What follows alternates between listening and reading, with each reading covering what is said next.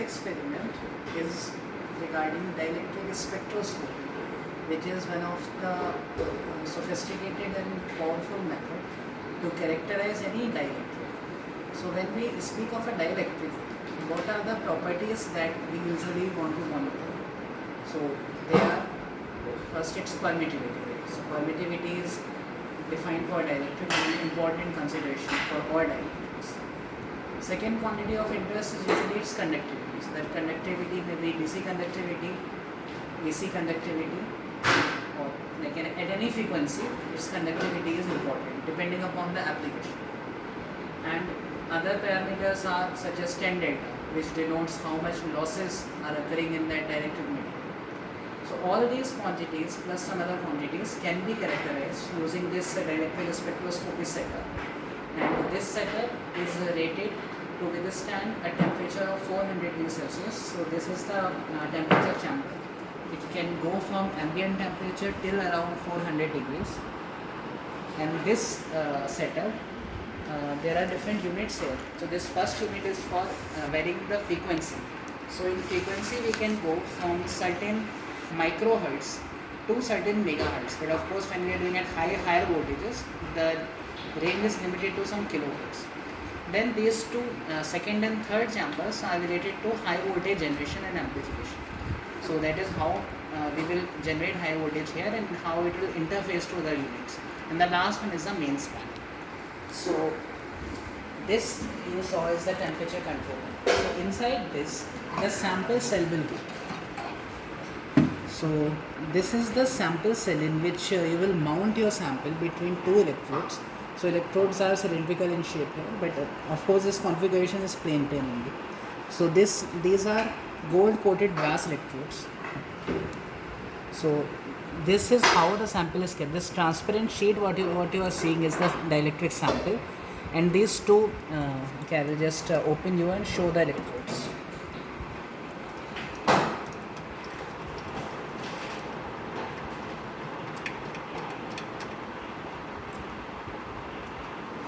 So these are the electrodes. So these are we have different types of electrodes. This one is 20 mm in diameter. So like this we have to cut the dielectric sample and then we have to place it here. So this large electrode at the bottom, this is the grounded electrode, and this electrode which is movable, this is the high voltage electrode from which you are, whatever high voltage you are generating from this internal circuit can be applied here. So that is how we place, and at the top of the sample cell you can see some probes here. So these two probes are for connecting it to the dielectric spectroscopy systems. Then this one is for monitoring the temperature, and this one is for safety, like if this is not open, if this is not connected, then high voltage won't be applied. So this is just for safety. And finally the ground connection, as we already described you, in high voltage engineering, ground is very important. You have to connect it to a rigid ground. So this is the ground connection. This is actually a wire, but at the back side this is connected to a rigid ground through a hard connection. So that is how. And then at the back panel there are some internal connections, and it is also going through this special dedicated computer which contains a software through which you can actually acquire the data, through which you can input what all parameters you are interested in, what range you are interested in. For example, if you want to measure it at room temperature, all the dielectric properties, so we can enter it here. Similarly, if you want at some higher temperature, you can enter whatever voltage you want to measure, whatever frequency you want to measure, that can be entered here and acquired. So that is how it is done. So next what we will do, we will take a fresh sample, we will measure its thickness, and then we will place it. Then we will give some commands here, and finally you will see the plots. So this is the high precision thickness gauge that we are using here. So this is used when your thicknesses are of micron level. So here you can see here, this is the sample, transparent sample placed across this contacts. So this sample's thickness is approximately 80 microns. So we have one automatic measuring gauge also, but this one is more accurate and more precise. So in spectroscopy, the thickness plays a very important role. So that is why thickness measurement should be precise. So now after putting the sample in the sample cell, and making all the connections as I described before.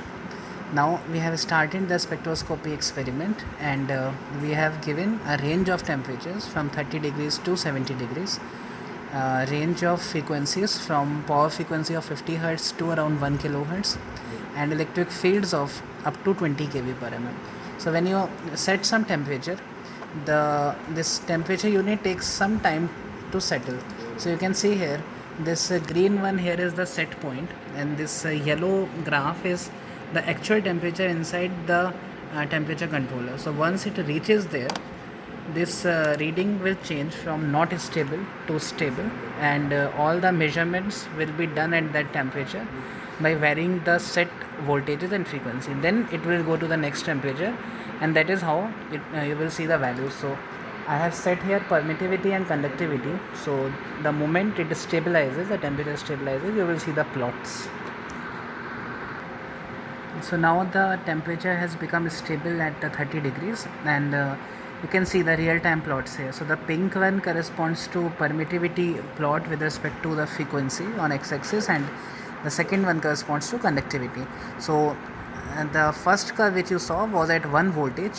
Now it is measuring at another voltage. We have set 4 voltages here, so as to actually what matters is field. So you already know the thickness, right? So you have to set the voltage in such a way that you test the temperature, test the material at those fields. So here I have set to 5 kV per mm and up to 20 kV per mm. So that is how you obtain these values here. And internally what it is doing is, it is actually, that is why it is called impedance spectroscopy. It measures the sample impedance, and from sample impedance, by separating the real and imaginary parts and by precisely measuring the phase angle difference between voltage and current, it internally calculates the impedance, and from impedance the permittivity and conductivity is determined. So that is how it is obtained. So this is for 30 degrees, next it is set to 40 degrees, and like this all measurements will happen, and at the end of the experiment you can export the readings and you can do whatever analysis you need.